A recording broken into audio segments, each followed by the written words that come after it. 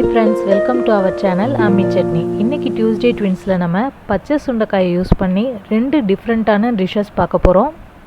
First நம்ம பார்க்க போறது ரொம்பவும் டிஃபரண்டான டேஸ்டான சுண்டைக்காய் துவையல்.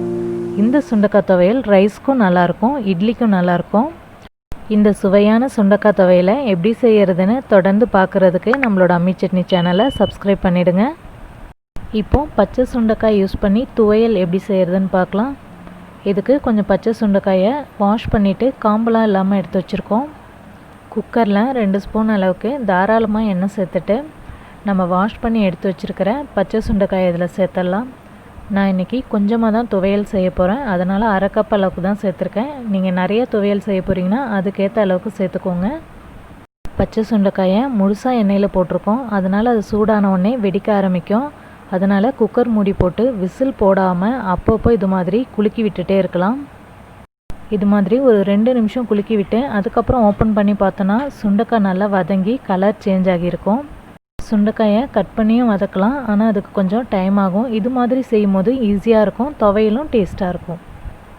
நான் கொஞ்சமாக தான் சுண்டைக்காய் எடுத்திருந்தேன், அந்த அளவுக்கு 1 ஸ்பூன் அளவுக்கு மட்டும் வெள்ளை உளுந்து எடுத்திருக்கேன். இதை கோல்டன் கலர் வர வரைக்கும் வறுத்து எடுத்துக்கலாம். இந்த பச்சை சுண்டைக்காயில் நிறைய மருத்துவ குணங்கள்லாம் இருக்கிறதுனால அப்பப்போ இதை நம்ம உணவில் சேர்த்துக்கிறது ரொம்பவே நல்லது.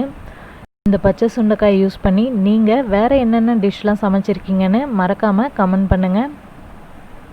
உளுந்து வறுத்தாச்சு. இப்போ இதே வாணல்லையே எடுத்து வச்சுருக்கிற காஞ்ச மிளகாயும் புளியவும் வதக்கிக்கலாம். புளியவும் கடைசியாக சேர்த்து லைட்டாக வதக்கிட்டு அதுக்கப்புறமா சுண்டைக்காயில் சேர்த்துடலாம்.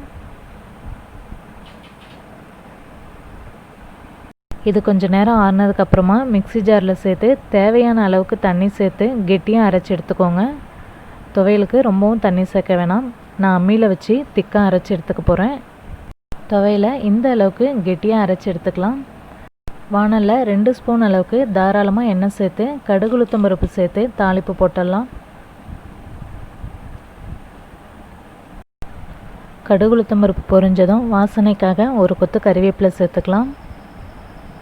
இப்போ இதில் நம்ம அரைச்சி வச்சுருந்த சுண்டைக்காய் துவையலை சேர்த்து ஒரு தடவை நல்லா வதக்கி விட்டு அதுக்கப்புறமா இறக்கிடலாம்.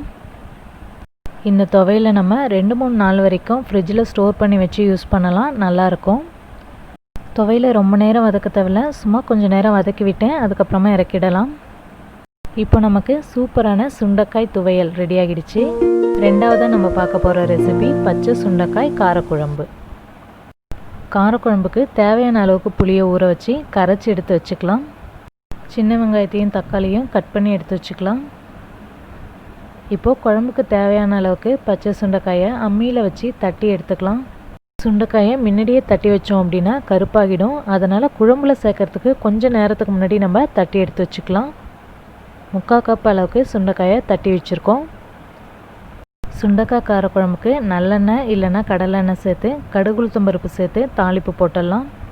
காரக்குழம்புன்றதுனால எண்ணெய் கொஞ்சம் கூடுதலாக சேர்த்துக்கலாம். இப்போ இதில் கட் பண்ணி வச்சுருந்த வெங்காயத்தை சேர்த்து நல்லா வதக்கிட்டு அதுக்கப்புறமா தக்காளி சேர்த்துடலாம்.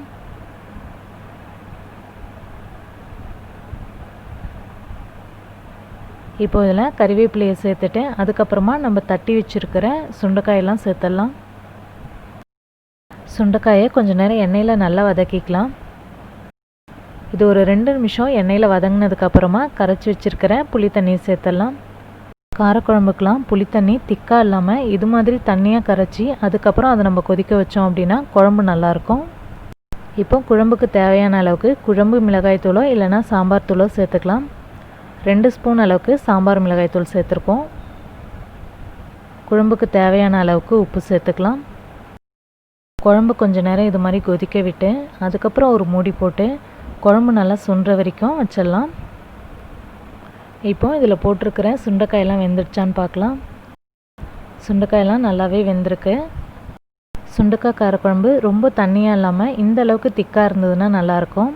கடைசியாக இறக்கிறதுக்கு முன்னாடி 1/2 ஸ்பூன் அளவுக்கு வெல்லம் சேர்த்துருக்கோம், இது ஆப்ஷனல் தான். வெல்லம் சேர்த்து குழம்பு ஒரு கொதி வந்ததுக்கப்புறமா நம்ம இறக்கிடலாம்.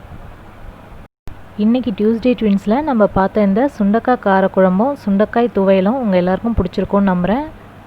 இந்த 2 வகையான சுண்டைக்காய் ரெசிபிஸும் உங்களுக்கு பிடிச்சிருந்ததுன்னா மறக்காமல் லைக் பண்ணுங்கள், உங்கள் ஃப்ரெண்ட்ஸ்க்கெலாம் ஷேர் பண்ணுங்கள். மருத்துவ குணமிக்க சுண்டைக்காயை உணவில் சேர்ப்போம். ஆரோக்கியமாய் வாழ்வோம். நன்றி.